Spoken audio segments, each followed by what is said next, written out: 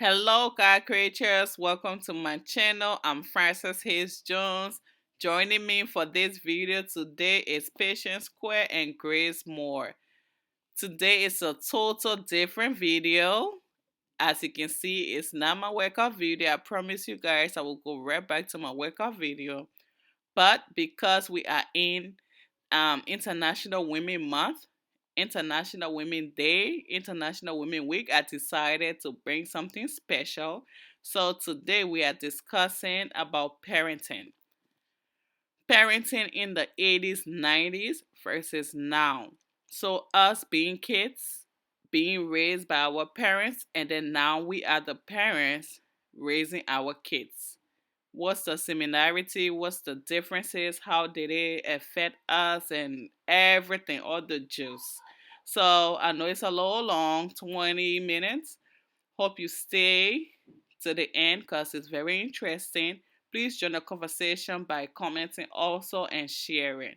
And also, please don't forget to subscribe and hope you have a great and wonderful day. Comment and subscribe, please. And we'll be talking about parenting back then in the 80s and 90s versus now, 2000s. And we see a lot of differences in the parenting when our parents were raising us.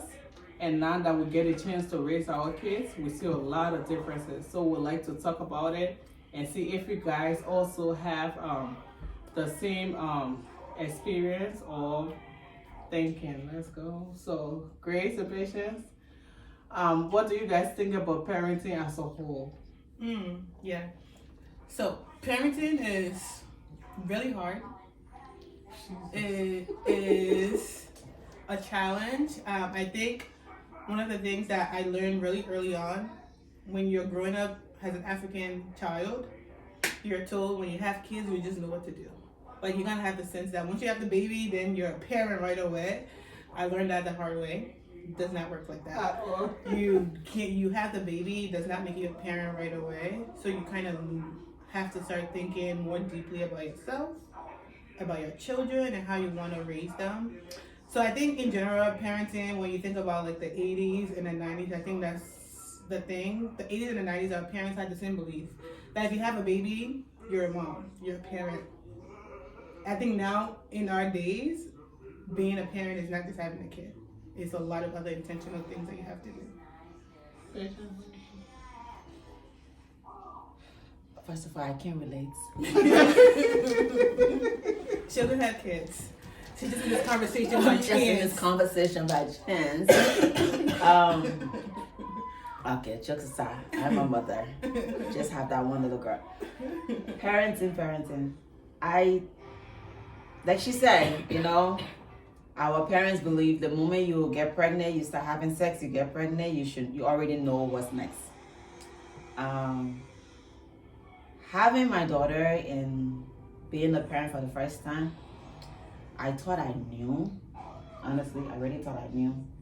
Because you consciously have all this in mind. You're preparing for the baby, you're preparing for this, you have Coco Melon on, you have everything. And you're like, okay, I got this. And then I had to take a step back and I realized, I don't even know my child. Literally, I don't know this child. I'm discovering my daughter day by day. She's not here with me. Thank God. Not to thank God.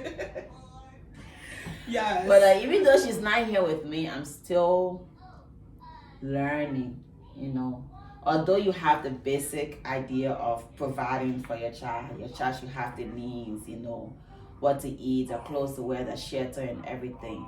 But when it comes to the parenting, while they're training them how to speak a certain way, how to dress a certain way, how to talk a certain way, how to be prepared for the society that is coming, and also the society that we're in, because there's more that's coming, and based off how parents now are raising their children and how we are coming from that 80s, that 90s ways of raising children. We're now in 2000 and you have different character, different behavior, different thing your children are being exposed to. So to train your children, to prepare them for now and the future, and you're still discovering this child, and you're also discovering who you are in the Mhm. process and not trying to forget who you are.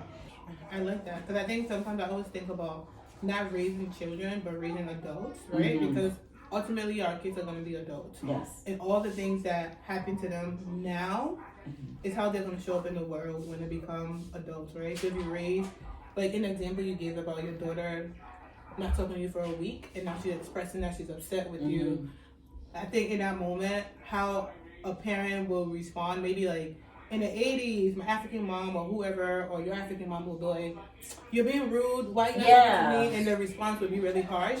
And in that moment, the child would then realize that, oh, I can't be mad. I can express my emotions to my mom because she's an adult figure. Then right there, that mindset is stuck, or it becomes like a part of how she sees the world.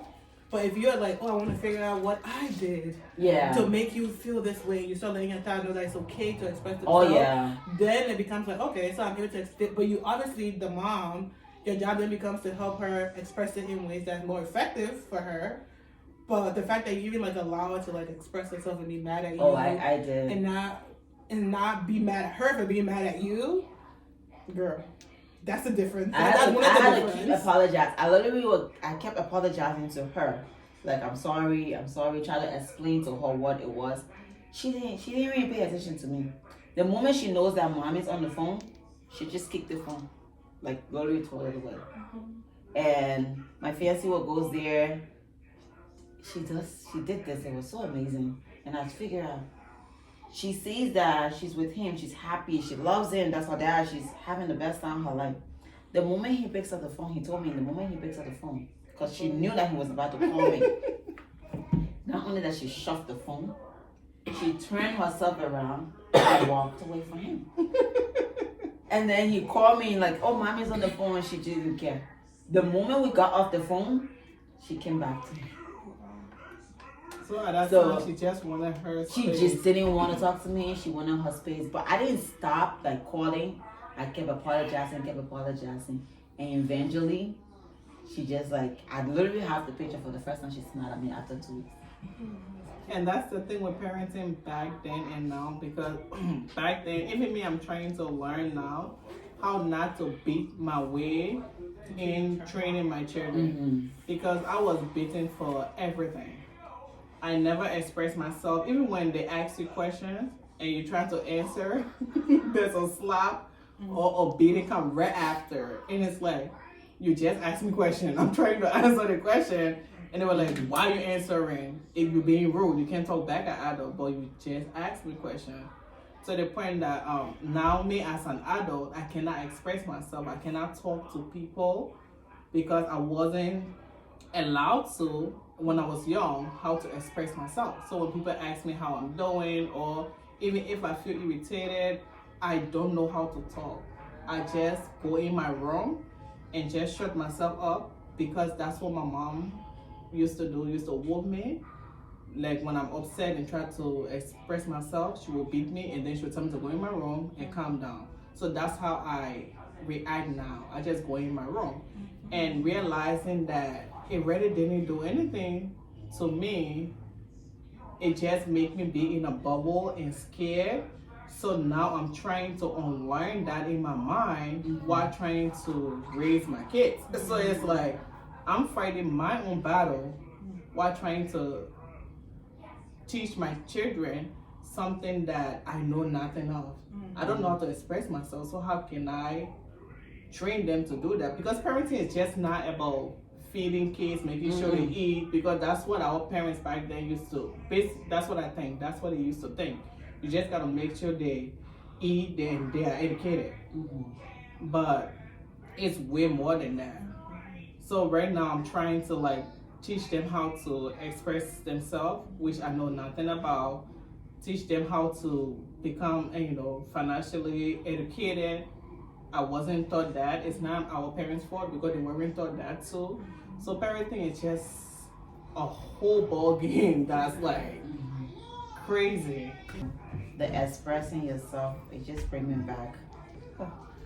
When I was growing up, my mother, like you said, you had to ask questions, you're trying to answer. My mother had this method where when she's beating you, you have to cry. If you don't cry, you show that you are You're tough. you tough. Oh, you're not like feeling you're it. challenging her. You're not feeling it. So we need So, to feel it for Yeah, feel it and cry. And I have to cry. I mean, I felt it. I was afraid of eating. Like the moment you brought a switch, I started crying immediately. I would literally start crying before you even pick up the rattle.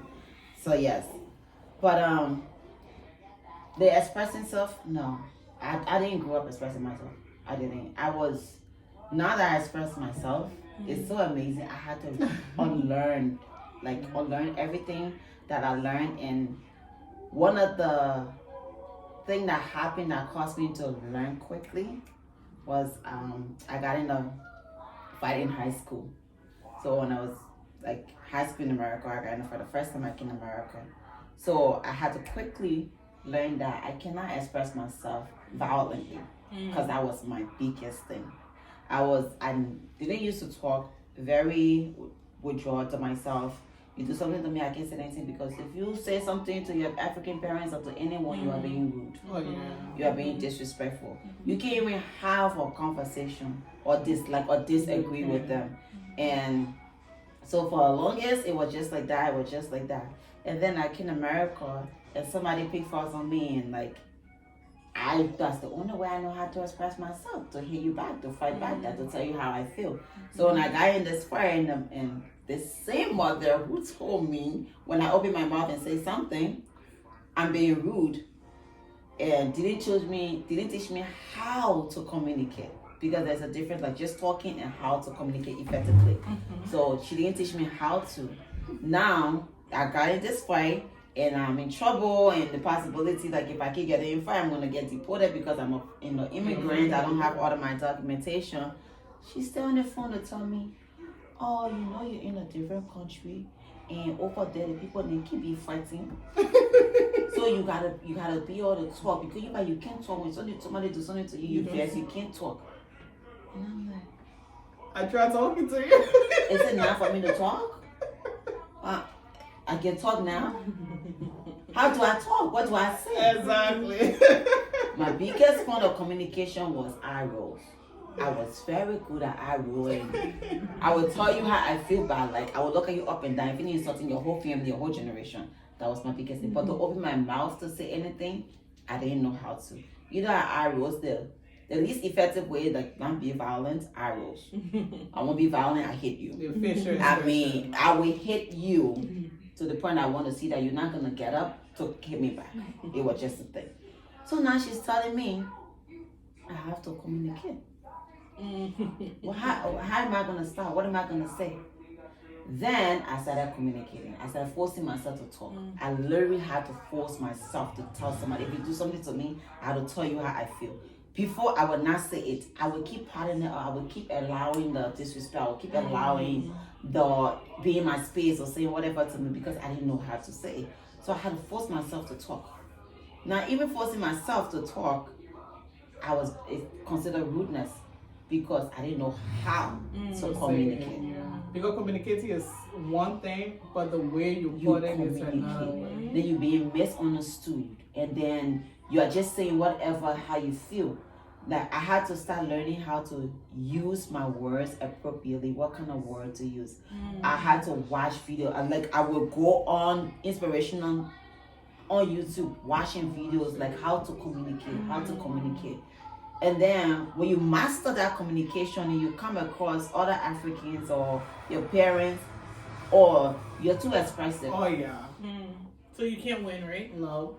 You're too expressive, or you're talking to people this way, or you're talking to people that way.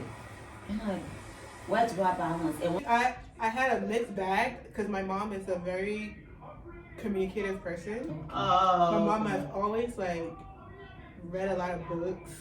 Growing up, she always wanted to like have like the knowledge of how other people did things. So she always like read books. So, but when I had a mixed bag, right? Because we were allowed to communicate. My mom had this thing when we were growing up. We'll have family meetings. And any like family meetings, people would talk. Everybody would get to talk.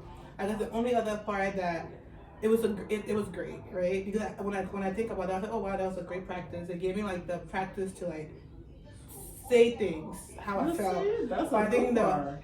the other piece about that then was challenging because then it showed up in my adult life. Like I was allowed to say things, but it's always like trumped upon, right? So like anybody can speak their mind, but Yo, beat him still you got to talk about it. But then it's not gonna be considered. It would just be like trumped over. So the practice and how that impacted me as an adult is like I could say anything I want, but it's not important the thing that I'm saying, right? So then it just becomes like I'm not gonna waste my time saying What's it the because point? Yeah. what's the point? So when I came to the United States, I had a lot of opinion in my head, but it's also like it doesn't matter. I'm not gonna say it because if I say it, it doesn't matter. It's not gonna be considered. It's just gonna be me wasting airspace. It's gonna be me wasting people's time. So for a long time, I had to like unlearn. And then when you're talking about how you take a lot of things in and then you're violent or like you fought, that makes sense because if you have like no boundaries, you keep taking things in your cup overflow. How you think you're gonna respond? It's gonna be like a push out. So I'm like I had to learn like not like in college, in spaces, like anytime I would say an opinion, somebody would be offended. Like it was just like every single time, people always get offended when I say things. I don't know why. The way you said it, Probably. And I had to learn like I can say my opinion, but I just have to be mindful of how I say my opinion. I just have to be like I don't want to wait till things are like piling on because the things pile on then how I say it because it's not just that thing, right? Like if I let a bunch of people say stuff and I say nothing to them, then you just walking by, you say something to me and I'm responding to you, everything will be let out on you. So I started thinking like, okay, I'm not gonna hold nothing in. So I'm not gonna be down. uncomfortable for nobody. If I feel it, I'm gonna say it, but it's gonna be in the moment. It's not gonna be like later on. pile on because then my somebody said this, the other person said it, and now you said it. So I always just started practicing like address it when it happened. Sometimes obviously I need a minute to take a deep breath or walk away, but address it when it happened. So I'm addressing that situation, and I'm not addressing other situations what happened a long time ago with a person that has nothing to do with them. So I just started being like so intentional about like saying it when I feel it, trying like you know what, I can come back and apologize about how I said it, but at least I said it. Became like my thing. And then eventually it was like I got more practice expressing myself in the moment that I'm able to say it now in a way that I like to think that I don't offend people anymore. And another communication that our parents when growing up they used to do a lot. I know most African parents do it that I have like I'm still unlearning to not do it to my kids because sometimes I catch my kids doing it. Is they say a lot of negative things to us and we think it's normal, but then again what you say that's what's sticking in the kids' head. That's what they believe. I was told a lot of times that I act like a man, I look like a man, I am a man, I would never marry a man because no man wants to marry a man or girl that act like a man. And from young I love lifting heavy things. I used to lift like a gallon of water, both of them. And then the girls would be taking like small bottles or small buckets of water to the well. And I'm taking like 2 gallons. And my mom would be like, you see, you acting like a man. And she'll give me handbags. I hated handbags, even up to now. Like there was still a lot of negative things. To the point that when I came here, when I saw the gym first time, I didn't go to the gym because I'm like, I cannot be acting like a man and, you know, nobody will want me. It kept playing in my head. I would force myself to get handbags and I hate it. I would force myself to wear high heels and I hate all that. And it just, again, when I came, I started unlearning all that and I'm like, I gotta be myself. And look, I'm married. I'm myself. And I'm married, so obviously there's some guys that like girls, but I like men. And I catch myself telling my son some negative stuff. Hey, stop being stupid. And, you know, I will catch myself and I'm like, no. Because eventually he will think he's stupid. So it's certain communication like that. I have to unlearn. And things like, that's like real. Like, literally, like, people grow up thinking all the things they heard about themselves. That's how they grow up thinking that they are. Yeah. Like, it's traumatizing first of all. But I think when you have like other, because sometimes it could be one person saying negative things. If you have like other adult in your life to balance it out with positive things, then at least you can grow up with like, ooh, I heard I was stupid, but I also hear a lot of good positive. But if you have adults around you calling you stupid, calling you slow, calling you dumb, useless, good for nothing. Like, why do you think? I feel like a lot of African now that you said that, I'm thinking about all of the struggles in the Liberian community. I'm like, Liberian mom do like to call their kids say negative things about their Oh children. yeah, a lot. It's like, and I'm just thinking about it. I'm like, what if that's part of the reason why people are stuck, struggling, can't get past like hardship? Because if you get, because I remember, look at them useless one. I mean, Exactly. they call their kids useless The for a whole joke, time. for fun, for real. And for we'll be serious. laughing with it, And thinking it's it's like, funny. and now you grow up really internalizing that you're useless. Yeah. And then adults are walking around actually feeling Thinking, useless and yeah. not doing anything with their life. And not every adult really would take the time to go because And learn. we stay where we are comfortable. Mm-hmm. So we stay around the same crowd. Like you have trauma. Your parent call you stupid, my parent call me stupid, I feel like I'm stupid, I'm gonna stay with you to be comfortable. Mm-hmm. There are few adults that will take themselves out of there, you know what, let me go find something better for myself. So that's why most of us just stuck in this negative mindset. It's because of, and I'm pretty sure it's because our parents told negative things to our parents too. So they poured it on us. Because again, sometimes as I said, I catch myself saying it to my kids and I have to stop it. So if I don't watch myself, if I don't work on myself, I will pour the same thing on them and it will just gonna keep continuing and just be a generational stuff. So you have to be the one to say it ends with me. I gotta stop this right now.